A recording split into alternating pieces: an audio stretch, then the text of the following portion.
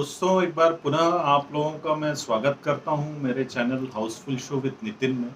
और आज ये बड़े सौभाग्य की बात है कि मेरे साथ हैं Vinish Srivastava sir.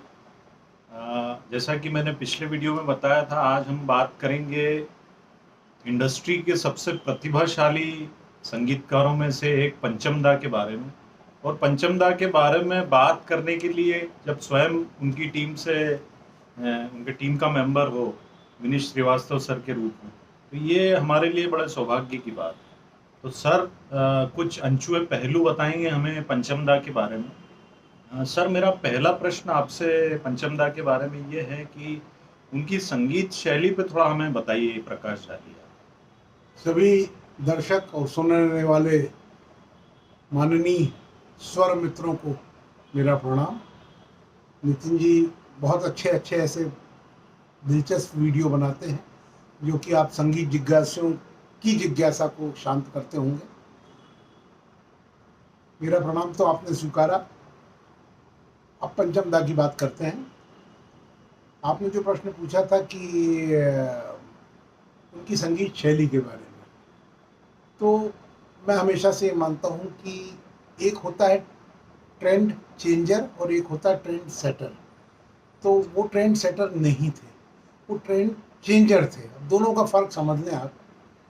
Trend setter जो सेट करता है वो को हमेशा अपने सेट किए हुए ट्रेंड को फॉलो करता है, दूसरे भी उसको फॉलो करते हैं। तो जैसे जो ट्रेंड शंकर जयकिशन जी को हम मानेंगे ट्रेंड सेटर्स, उनने अपना एक ट्रेंड सेट किया था। उसमें सुन के आपको लग जाता था कि यह शंकर जयकिशन का म्यूज़िक है।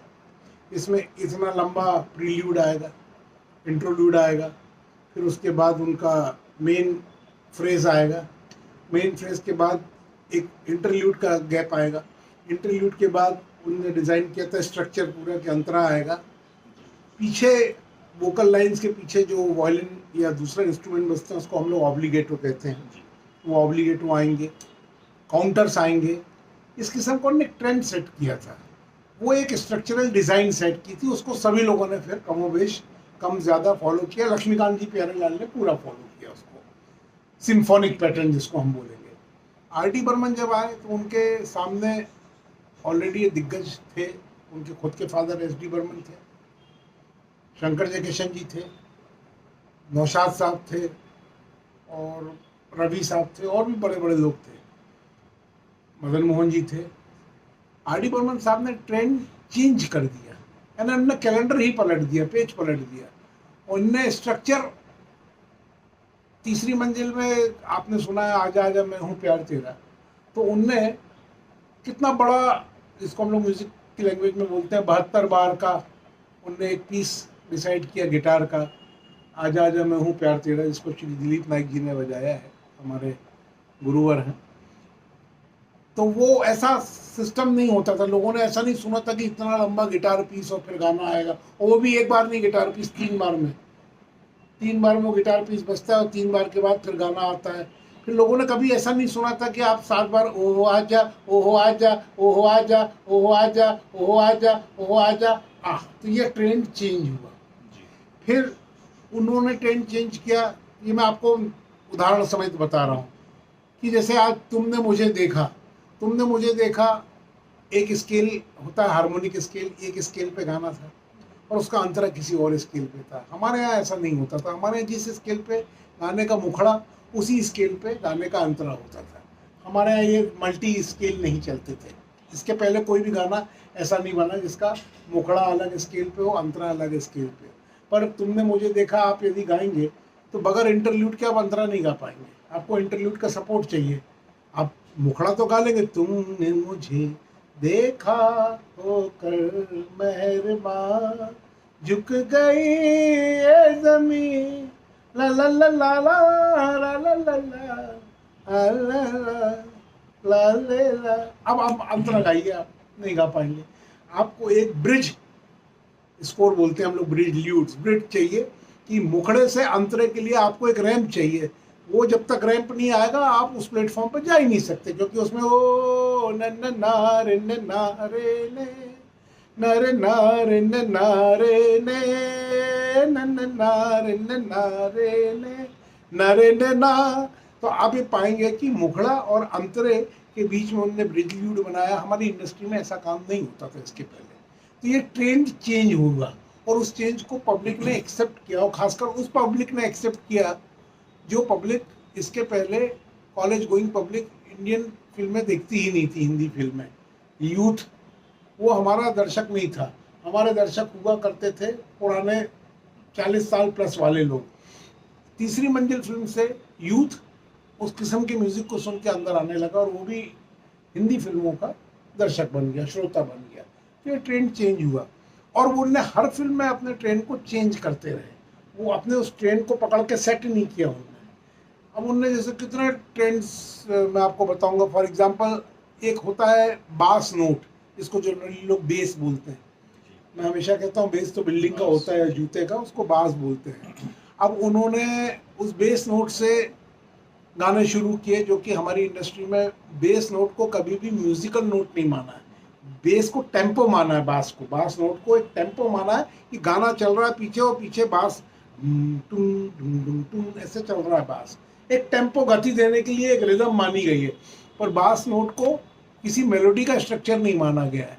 तो उस बास नोट को इंट्रोल्यूड लेके, प्रील्यूड लेके गाने उन्होंने शुरू किए। जैसे एक मैं एक और तू, वो बास नोट से शुरू होता है। फिर एक वो है तू तू है वही डा डा डी डी डा री डी डा डा डा। ऐसे अनेक गाने हैं जो बास नोट, या नहीं नहीं अभी नहीं डिंग टा टांग डा डी डा डिंग टांग डा डिंग टांग डा, इस किस्म के बहुत सारे गाने हैं। यदि बजाने बैठ जाएंगे तो फिर ये इंटरव्यू आपका लंबा हो जाएगा। ये गाने तो आप यूट्यूब में भी देख सकते हैं कि बास नोट, मैंने बोला आप कंफर्म करिए कि इन गानों में बास नोट से शुरुआत हुई।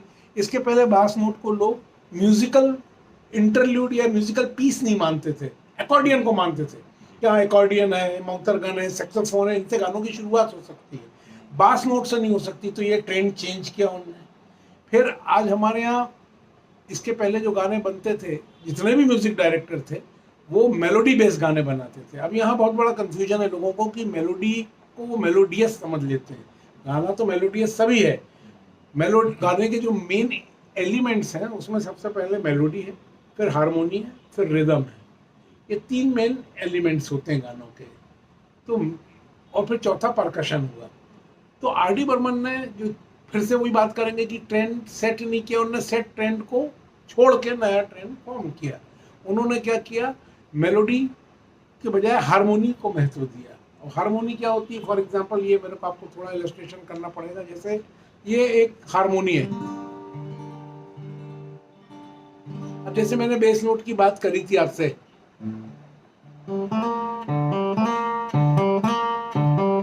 ये बेस नोट है। ये कोई म्यूजिकल पीस सैक्सोफोन पर भी ले सकते थे और मजा नहीं आता, तो उन्होंने इस पर गिटार पे लिया ये वाला, बेस नोट से शुरू किया। ला ला ला ला ला ले। अब ये हारमोनियम हारमोनी है।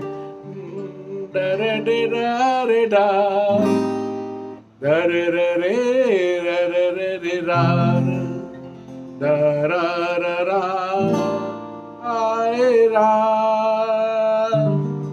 तो ये चार हारमोनी आ गई। हमारे यहाँ ऐसा नहीं होता था, हमारा एक ही हारमोनी पे गाना रखा जाता था, इतनी वैरायटी नहीं रहती थी। क्यों?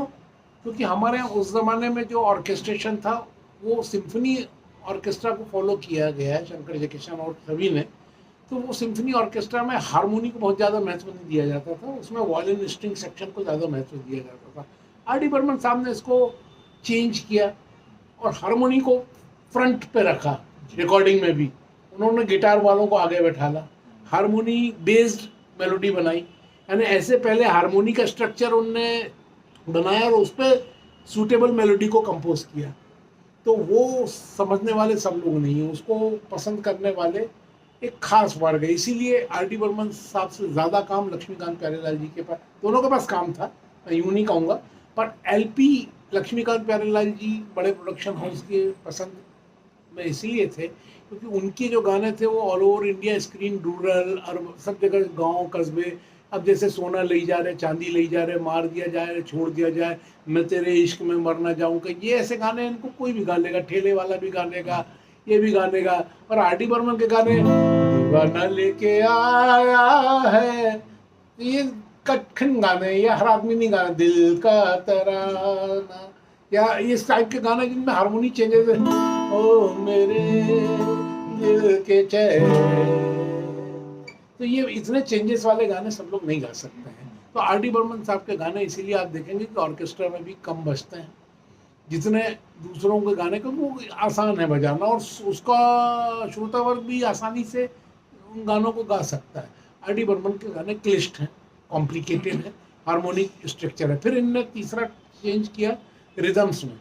जो हमारे यहाँ रिदम चलती थी वो प्लेन रिदम थी, भारती, कहरवा, रूपक और दादरा, ये 3 मेन रिदम है।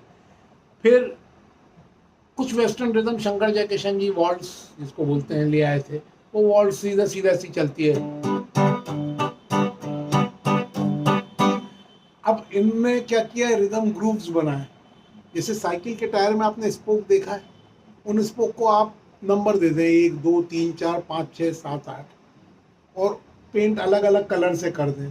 तो लाल रंग का स्पोक 8वीं बार आएगा, नीला 7वीं बार आएगा, ऐसा आप क्रम बना दें। तो आर डी बर्मन साहब ने क्या किया कि रिदम सेक्शन जो पहले बजता था, वो पहले भी परकशन इंस्ट्रूमेंट होते थे। जैसे अभी आपने होमी मुल्लन जी का पूछा मुझसे, वो इसी पे पॉइंट ले लेता हूँ। He was a very good percussion artist. और रंजीत गाजमेर जी भी हमारे जो थे, कांछा उनका नेपाली नाम है, मैं बताऊंगा क्यों पड़ा। तो ये परकशन और रिदम को पहले क्या करते थे, रेल का डब्बा था, यदि आगे का इंजन खटखट खट खटखट खट खटखट खट, तो पीछे के डब्बे भी खटखट खट खटखट खट, सब वैसे ही रिदम पे चलते थे, चेंजेस नहीं होता था। आर डी बर्मन साहब ने इस खटखट खट को बदल दिया। उनने खट आपसे करवाया, खुट आपसे करवाया, टुक आपसे करवाया, टिक आपसे करवाया। तो उनकी रिदम में डिंग चकन टिकन चकन डिंग चकन टिकन चकन डिंग चकन टिकन चकन, ऐसी वैरायटी आ गई रिदम में कि एक आपका ये कॉर्ड आएगा, एक कॉर्ड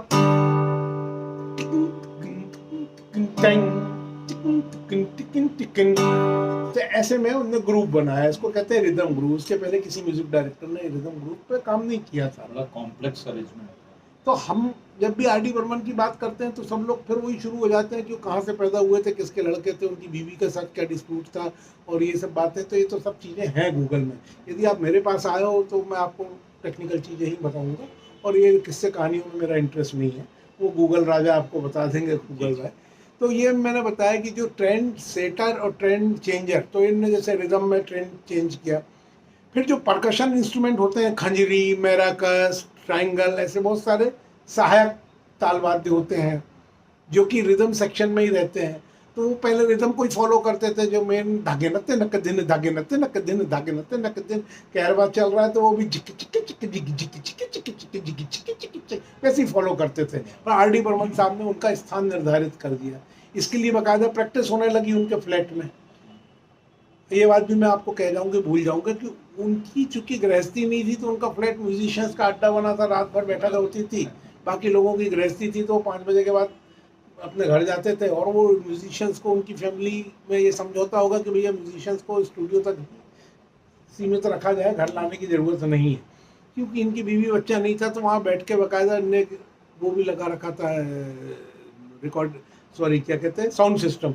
वो साउंड सिस्टम में होता था क्या, तो आप गिटार लो, आप ये लो, आप ये लो, और लो रिदम सेट करो उसमें, दिन चकन दिन चकन दिन चकन दिन चक। तो ये एक रिदम लोगों को नई चीज़ लगी कि ऐसे तो रिदम कभी सुनी नहीं थी अपन ने। फिर उनने कुछ नई रिदम बाहर से लैटिन अमेरिकन रिदम लाया, क्योंकि हमारे यहाँ तो जो रिदम थी ये ढोलक तबला वाली थी। उस Latin American, Brazilian, African rhythms लाए हैं।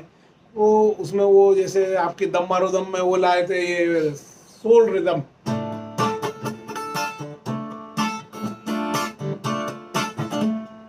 ये सोल रिदम लाए। फिर वो उनने वॉल्स में भी चेंज किए, बहुत सारे उनने ग्रूव्स बनाए। तो नॉर्मल रिदम को भी उन्होंने इतना अच्छा नया फ्लेवर में डाल के लाए कि लोगों को लगा वाह यार, ये तो हमने सुना ही नहीं था इस किस्म की रिदम। ये उनने किया। फिर उन्होंने क्या किया, साउंड पे बहुत काम किया।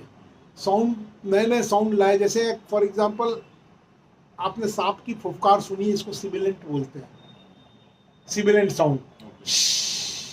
तो आपने सुना होगा ला ला ला ला ला ला ला ला ला ला ला ला ला ला ला ला ला ला रे ला ला ला ला ले ला ला ला ला रे, ला ला ला ला ले, ला ला ला ला ला ला, ये सिबिलेंट है ना। ये एक गाना वो हम लोगों ने किया था हीरा पन्ना का, डा रे डा डा रे डा डा रे डा डा रे रा रे, ओ ला ला ला ला ला रे, ला ला ला ला रे, ला रे ले ला ला ला ला ला ला ला ला, बहुत दूर डले जाना है। तो ये सिबिलेंट साउंड कल को कोई भी म्यूजिक डायरेक्टर ने जब सुना तो उन्होंने कहा यार ये क्या है, ये तो कोई म्यूजिकल इंस्ट्रूमेंट है नहीं। या एक मैं एक और तू दोनों मिले डा डा डा ला ला ला रे ला ला ला रे ला ला ला रे ला ला, ये तो होना ही। ये जो सिबिलेंट साउंड्स है ये करने के लिए एक्सपेरिमेंट, आपको एक दिमाग में इनोवेशन चाहिए कि यार हम ये साउंड भी ले सकते हैं। अब जैसे हमने यादों की बारात में वो विलन सॉरी हीरो को ये आवाज देना है कि उसने सुसाइड कर लिया है, कूद के दिल टूट गया है, तो खाई में पत्थर की आवाज कड़ाक कड़ाक कड़ाक कड़ाक कड़ाक, ओ मेरी सोनी मेरी तमन्ना। तो ये सब चीजें they are not musical instruments, और ये साउंड आपने निकाले, कभी किसी चीज का निकाला, कभी बाल्टी का साउंड निकाला, कभी वो गब्बर सिंह का आपने देखा होगा जब वो आता है तो जो साउंड ये सब चल रहा है, तो वो ट्रक के जो व्हील बैरो है उससे बजाया। इस किस्म के नए नए साउंड बहुत सारे हैं चीजें, वो एक अलग ही चैप्टर हो जाएगा। तो ये शैली मैंने आपको ये सिद्ध किया कि वो ट्रेंड सेटर नहीं थे, he was a trend changer, और उनने अपने ही ट्रेंड को चेंज करते चले। उन्होंने बहुत सारे ट्रेंड चेंज किए, और उनके फादर भी ऐसी थे, जैसे उनने कांटों में खींच के या अचल अंतरे से शुरू किया था, बहुत सारे उनने ट्रेंड सेट किए, मतलब नए इनोवेशंस किए। आपने अभिमान का गाना सुना होगा, अब तो है तुमसे हर कसम अपनी, उसमें उनने पूरे मुखड़े में रिदम ही नहीं चलाई है, चलता रहता है, अब तो है तुमसे रिदम, फिर शुरू होती है न ना दीवा, तब रिदम शुरू होती। तो वो चेंजेस में तो उनके विरासत में था। तो मेनली इनने जो ट्रेंड चेंज किए वो इनने फिल्मी स्ट्रक्चर को, हमारे जो सिने म्यूजिक के स्ट्रक्चर को चेंज किया। सर बहुत अच्छा आपने विस्तार पूर्वक बताया हमें कि पंचमदा की क्या संगीत शैली रही थी। हालांकि मेरा जो दूसरा प्रश्न है उसका भी काफ़ी कुछ उत्तर आप दे चुके हैं, फिर भी मैं पूछना चाहूँगा कि भारतीय फिल्म संगीत में अगर देखें हम तो पंचमदा का उसको बदलाव में जो एक पैराडाइम शिफ्ट हुआ है, उसमें पंचमदा का क्या योगदान रहा है, इस पर सर थोड़ा सा बताएं। क्या था, इसके पहले हमारे यहाँ जो फिल्म बन रही थी वो सोशल मैसेजेस को लेके ही बन रही थी, अमीर गरीब, मिल मजदूर और अत्याचार, और सेठ को हमेशा उन लोगों ने, रईस आदमी को एक क्रूर और लालची, और जो गरीब है वो ईमानदार है, गांव का है, और इस कुछ मैसेजेस वाली फिल्म बनती थी, धार्मिक फिल्म बनती थी, पौराणिक फिल्म बनती थी, और ये सोशल किसानों की फिल्म बनती थी। बट बाय द टाइम जब ये आज़ादी के बाद जब चेंजेस आने लगे, तो ये थ्रिलर, एडवेंचरस, रोमांटिक फिल्म के बाद ये जो रोमांटिक, तो शंकर जयकिशन जी के ज़माने में जम के बन रही थी रोमांटिक, पर ये जब ये जो चेंजेस आने लगा जिसमें थ्रिलर एक्शन फिल्में आने लगी, तो वो राग रागनिया बेस्ड म्यूज़िक नहीं चाहते थे प्रोडक्शन वाले, क्योंकि उनकी पिक्चर का जो मेन कैरेक्टर था या जो नैरेटिव था वो इस किस्म का था ही नहीं राग रागनिया बेस्ड, वो सब वेस्टर्नाइज था। वो एक्शन थी, थ्रिलर थी, सस्पेंस था, हॉरर। जैसे तीसरी मंजिल है, आज तीसरी मंजिल लोगों ने, मोस्टली लोगों ने 8-8, 10-10 बार देखी होगी, तो वो काहे के लिए देखी, स्टोरी के लिए तो नहीं देखी। स्टोरी तो उनको पहले ही पता चल गई कि इसमें कौन सी रील में कौन मर्डर करता है, किसका मर्डर करता है और कौन पकड़ाया जाता है। सस्पेंस तो खुल चुका है, या कटी पतंग में सस्पेंस तो खुल चुका है कि ये विडो की एक्टिंग कर रही, फिर भी गानों के लिए लोग जाते थे, है ना, रिपीट रन भी गानों के लिए। तो ये आप जो कह रहे हैं, तो इसी बात को मैं सिद्ध करूँगा कि उन्होंने जो म्यूज़िक शैली अपनाई वो नए प्रोडक्शन के नैरेटिव्स को सूट करती थी, और जो नए प्रोड्यूसर्स थे वो, अब जैसे Madan Mohan ji, king of music, but किस पैटर्न का था, कि आप कोई नवाबी बैकग्राउंड की फिल्म बना रहे हैं जिसमें गजल हो। सितार। रोशन साहब हैं कव्वाली बैकग्राउंड के, नौशाद साहब हैं लखनवी बैकग्राउंड की, पर यदि आज नौशाद साहब को आप बोले कि आप कारवां में म्यूजिक दीजिए या आप किसी द ट्रेन में दीजिए, विब्रेशनल। हाँ, अब वो द ट्रेन में उन्होंने और मेरी जान मैंने कहा, ये ग्रेटिंग वॉइस कहलाती है। एक हमारे अमेरिकन पॉप सिंगर थे mister Louiz Banks, Louiz Banks. Sorry I am sorry, Louiz Banks तो हमारे parents musician. Louis Armstrong. Louis Armstrong was a trumpeter and a very great rock singer, jazz singer. तो वो अपनी आवाज good night Irene good night ऐसे करके गाते थे, good night Irene good night Irene. मेरे से बन भी नहीं रहा। तो पंचम दा उनको बड़ा पसंद करते थे। पंचम दा ने उनकी आवाज में वीरा तरा तरा अपना देश में गाया, दुनिया में लोगों को धोखा कभी। इसके पहले द ट्रेन में उनने गाया था ये ओ मेरी जान मैंने कहा। तो ये इनोवेटिव चीज हुई ना। तो ये सब्जेक्ट्स म्यूजिक डायरेक्टर्स के लायक ही नहीं थे कि उनको एक क्राइम थ्रिलर दिया जाता। अच्छा, पब्लिक को ये मैसेज वाली फिल्में पसंद नहीं आ रही थी। यही कारण है कि बहुत सारे सिंगर्स के कैरियर भी डामाडोल हुए। बहुत सारे सिंगर्स पे इसी कारण उनके कैरियर रीडिजाइन या रीशफल हुए। तो ये उनकी म्यूजिक स्टाइल और फिल्मों के नैरेटिव ये दोनों लिंक्ड हैं। कि यदि आप ऐसी फिल्म चला रहे हैं जिसके पहले शॉट में एक कैबरे है होटल में, फिर दूसरी शॉट में एक रोमांटिक गाना है, तीसरे में हीरो क्लब में जा रहा है, तो वहाँ कोई पीलू और जय जयवंती और भैरवी बेस गाने तो नहीं चलेंगे। हालांकि उनने राग रागनियाँ ढेर गाने दिए, मैं अपनी पोस्ट में लिखता ही रहता हूँ। सर ये बड़ा इंटरेस्टिंग आपने हमें बताया है। एक में पंचम दा के साथ जो उनकी टीम में दो लोग काम करते थे जिनका आपने अभी जिक्र भी किया जी, होमी मुल्लन जी और कांचा जी के बारे में कुछ यदि आप बताएं। होमी मुल्लन जी बेसिकली कलकत्ता बेस्ड आर्टिस्ट थे, पारसी। होमी मुल्लन नाम से ही है, आपको साउंड करेगा पारसी। वी बलसारा साहब के रिकमेंडेशन से, वी बलसारा साहब शंकर जयकिशन की टीम में पियानिस्ट थे, अकॉर्डियन भी बजाते थे, मल्टी टैलेंटेड आर्टिस्ट। और यहाँ बॉम्बे इंडस्ट्री में आए क्योंकि कलकत्ता में आफ्टर पार्टीशन काम ख़त्म हो गया था, क्योंकि आधी इंडस्ट्री ढाका चली गई थी। तो कलकत्ता में जो अच्छे म्यूजिशियंस थे उनके पास काम कम बचा था, क्योंकि जो जो वृहद बंगाल था, भंग होने के बाद आधा बंगाल बांग्लादेश बन गया था, तो इंडस्ट्री में भी असर पड़ा। तो वो यहाँ आए और यहाँ उनको जो पारसी म्यूजिशियंस थे ऑलरेडी, कावस लॉर्ड, कैरसी साहब के फादर बर्जर साहब के, तो वो उनका भी सपोर्ट मिला और वो अकॉर्डियन भी बजाते थे। उनने इसमें आपके गाइड में जो गाना है गाता रहे मेरा दिल, उसका अकॉर्डियन उन्हीं का बजाया है। फिर वो गाना है राज कपूर की फिल्म का, एक दिन बिक जाएगा माटी के मोल, उसका अकॉर्डियन भी उन्हीं का बजाया हुआ है। और वो डुक्की बहुत अच्छी बजाते थे। तो मेरा उनसे सबसे पहले परिचय पराया धन में हुआ था। जो पराया धन में जो डुग्गी बजी है वो उन्हीं की बजाई हुई है, और फिर डुग्गी बहुत अच्छी बजाते थे। डुग्गी वैसे बेसिकली एक फोक इंस्ट्रूमेंट है, उसमें दो रहते हैं इंस्ट्रूमेंट, एक चाटी होती है और एक डिग्गा होता है। तो डिग्गा में बास टोन आती है, चाटी में थोड़ी शार्प टोन आती है। तो हम दोनों हम वो जो उसमें तो मादल बजी है। आपने जो दूसरा नाम लिया कांचा काका का, ये नेपाली हैं, पर नेपाल के नहीं है, दार्जिलिंग के। वास्तविक नाम रंजीत गाजमेर। रंजीत गाजमेर साहब गोरखा हैं, नेपाली मूल के, ओरिजिन नेपाली है, but he is from Darjeeling.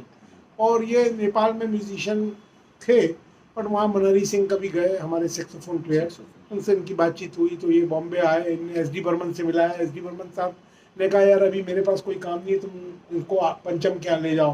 तो पंचम दा उस समय सुर मंदिर रहते थे, और उस समय इत्फाकन हरे रामा हरे कृष्णा के प्रोजेक्ट पर शूटिंग चल रही थी, देवानंद भी थे, बख्शी साहब भी थे। यही मैंने अभी पिछले संडे की पोस्ट पर लिखा है। तो ये गए वहाँ, तो उन्होंने कहा अरे भाई तुम्हारा नाम क्या है? उन्होंने कहा रंजीत गाजमेर। क्या बजाते हो? उन्होंने कहा मेरे को तो सब कुछ आता है, पर बेसिकली मैं ताल वाद्य बजाता हूँ। तो बोले कौन सा ताल वाद्य बजाते हो? तबला बजाते हो? क्या? तो उन्होंने कहा नहीं मैं मादल बजाता हूँ। मादल लाए भी थे, ये पेपर से लपेट के। उन्होंने बोले कुछ सुनाओ, तो उनने वो कांछा रे सुनाया। तिमी तो मेरा साथा, वो नेपाली लोकगीत है। कांछा रे तिमी तो मेरा साथा, यानी तुम्ही तो मेरे, कांछा यानी लड़की को, प्रेमी को बोलते हैं वहाँ। उस पे गीत बना दिए पंचम। तो पंचमदा को देवानंद ने कहा यार यही चाहता हूँ मैं, मेरी फिल्म की लोकेशन नेपाल बेस्ड है, आई वांट दिस इंस्ट्रूमेंट। तो अंतरा उनने पंचमदा ने डेवलप किया है। झूठा न न न रे न न न न न न सच्चे प्रेमी को तरसता न, ये पंचमदा का बना हुआ है। उसमें किशोरदा का भी योगदान है, क्योंकि जो लाइन खत्म हो रही थी, वापस ना जाऊंगा मैं जो चला जाऊंगा ये तेरी गलियां छोड़ के, यहाँ खत्म हो रहा था गाना, जम नहीं रहा था, तो किशोरदा ने डाला है कि इसमें कन्नी लगाओ, कन्नी है पतंग में बेले छोड़ के ए, ये किशोरदा का है। तो वो ऐसे किशोरदा का जैसे गुम है किसी के याद में भी जो अंतरा है, वो बहुत सारी चीजें ऐसी उनने, किशोरदा ने अंतरों को बदल दिया। वो उनको यहाँ खुली छूट थी बर्मन कैम्प में, और वो दूसरे म्यूजिक डायरेक्टर के ऐसा नहीं करते थे। दूसरे म्यूजिक डायरेक्टर के जो कंपोजिशन है वो वही की वही गाते थे, बट लोग उनसे रिक्वेस्ट करते थे किशोरदा इसमें शुरू में कुछ हे हो कर दो, ओटलिंग कर दो, तो वो कर देते थे। वो कंपोजर तो थे ही ना मन में। तो वो कांछा नाम यूँ पड़ गया क्योंकि वो गाना इतना पॉपुलर हुआ। तो फिर आर डी बर्मन साहब ने कांछा कांछा कांछा उनको बोलना शुरू कर दिया, वो कांछा को बुलाओ यार। फिर वो मादल ऐसा पार्ट हो गया कि जब फिल्म हमारी इंडस्ट्री में म्यूजिशियंस की हड़ताल हुई थी एक लंबी, ये सबसे बड़ी स्ट्राइक हुई थी, काफ़ी लंबी चली थी, तो उसमें वो अजनबी फिल्म का रिकॉर्डिंग फंस गई थी, क्योंकि वो म्यूजिशियंस तो स्ट्राइक पे आने नहीं तैयार थे। तो CMA यानी सीनियर म्यूजिशियन एसोसिएशन, तो उसमें मेनली वायलिन सभी थे। पर अब पंचमदा को शक्ति सामंत जी ने कहा कि आप तो रिकॉर्डिंग किसी तरह से भी करो, क्योंकि राजेश खन्ना मुमताज की फिल्म थी शायद, मेरे ख्याल से, मेरे को याद नहीं, जीनत अमान होगी। तो वो हम दोनों दो प्रेमी, तो वो गाना इन लोगों ने रिकॉर्ड कराया 4 लोगों में, कांचा साहब, भूमि मुल्लन, भूपेंद्र सिंह जी, हरि प्रसाद चौरसिया, जो भी। तो वो हम दोनों दो प्रेमी, तो उसमें वो जो गाना है उसमें मादल पे ही बजा, और कोई रिदम था ही नहीं। तो उनका नाम कांचा पड़ गया। हम लोग उनको आदर से कांचा काका बोलते हैं, आज भी वो हैं। नेपाल के बड़े भारी मूर्धन्य संगीतकार हैं, नेपाल में उनको अवार्ड मिला है श्रेष्ठ संगीत का, और वो वहाँ नेपाली कई फिल्मों में उनने स्वतंत्र रूप से संगीत निर्देशक है। सुना भी था उदित नारायण जी ने एक नेपाली फिल्म में काम किया था, कुछ रुमाल या ऐसा कुछ नाम, तो उसमें भूमि मुल्लन जी की दुर्भाग्यवश डेथ हो गई 2 साल पहले। उनकी श्रीमती मीठू मुल्लन जी हमारे संपर्क में है, और मैं जब भी बॉम्बे जाता हूँ तो कांचा काका, ये दिलीप नाइक सर जिंदा है, जिनने आजा आजा मैं हूँ प्यार तेरा, आपके हाँ, कटी पतंग में भी उन्होंने बजाया, ये शाम मस्तानी। फिर वो US चले गए थे, देन बिकम US सिटीजन। तो वो इंडिया आ गए, बट US सिटीजन ही है, इंडिया में रहते हैं, और वो इंडस्ट्री में बहुत लंबे एक्टिव रहे, और शंकर जयकिशन के सारे गिटार वाले पीसेज उन्हीं के बजाए हुए हैं, और हम तो उनको रोज़ सुबह शाम पैर पड़ते ही उनके। तो ये बहुत जिंदा है। बर्जर लॉट साहब हैं जो अभी संजान यहाँ रह रहे हैं, नारगोल में, गुजरात में। वो बहुत बड़े परकशन आर्टिस्ट हैं। कावस लाट साहब के छोटे लड़के, करसी लाट साहब के छोटे भाई। He is a very excellent drum player, he is a very fantastic xylophone, vibraphone. आपके ओपी नैयर में तो उनके सारे गाने में वाइब्रोफोन उन्हीं का बजा हुआ है, उनको हम लोग बज्जी लॉट बोलते हैं। वो हैं, बहुत सारे लोग हैं। फिर एक फ्रैंको वॉज आ गए थे ड्रम पे, इनके फादर इन लॉ जिनने तीसरी मंजिल का वो पीस बजाया, वो दिलीप नाइक सर का बजाया,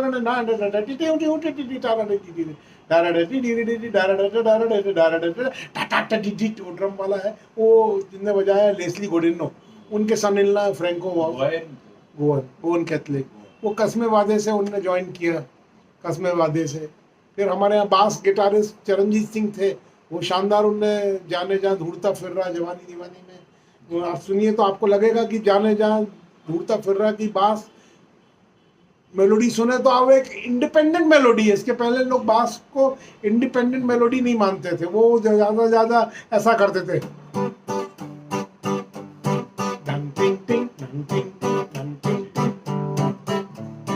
ऐसे चलती थी। और जाने जाए ढूंढता फिर रहा में आप सुनोगे तो डिंग डिंग डिंग डिंग डिंग आपको सुनाई देगी। आप मुसाफिर मैं हूँ यारों में सुनोगे तो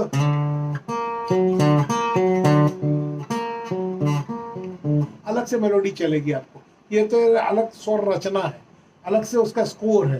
तो वो चरणजीत सिंह साहब बड़े अभी नहीं रहे, उनका लड़का है राजू सिंह, बड़ा एक्टिव है। तो he was a very good बास गिटारिस्ट, वो ट्रांसिकॉर्ड भी बजाते थे, हवाइन गिटार भी बजाते थे। इसके बाद टोनी बाज आए थे एक फिल्म से, वो भी रोमन कैथलिक थे। एक फिल्म आई थी झील के उस पार, उसमें गाना था, दो घूंट मुझे भी पिला दे शराब की, फिर देख होता है क्या, ऐसे ही कुछ था। तो वो उसमें बास गिटार, यानी इज एक्सीलेंट। आपका ये जो गाना ना, तू तू है वही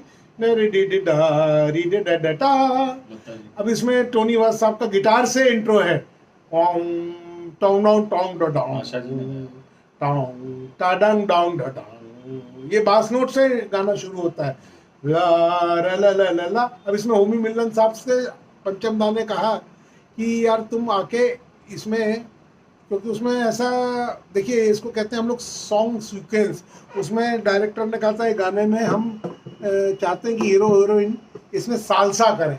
अब सालसा एक ऐसा डांस है उसमें ताली का साउंड आता है, तो देखिए इसमें तू तू रे रे डा री डा डा डा री डा डा डा डा री डी डी डा रे डा डा डा डा री डे डे डा रे टा रे रा हो रा रे रे रे रे। तो इसलिए होमी मुल्लन साहब को उन्होंने बोला, तो आप लोग आश्चर्य करेंगे वो ताली नहीं है, वो इसका साउंड है, तालू। हाँ, तालू का। उनने कहा कि तालू का साउंड तुम करो फीमेल के लिए और इसका साउंड करो मेल के लिए। तो मेल का साउंड ये है और तालू का ओ मिल जाए उस तरह, तो ये दो साउंड आएंगे उसमें, तो वो होमी मुल्लन जी का बजाया हुआ है।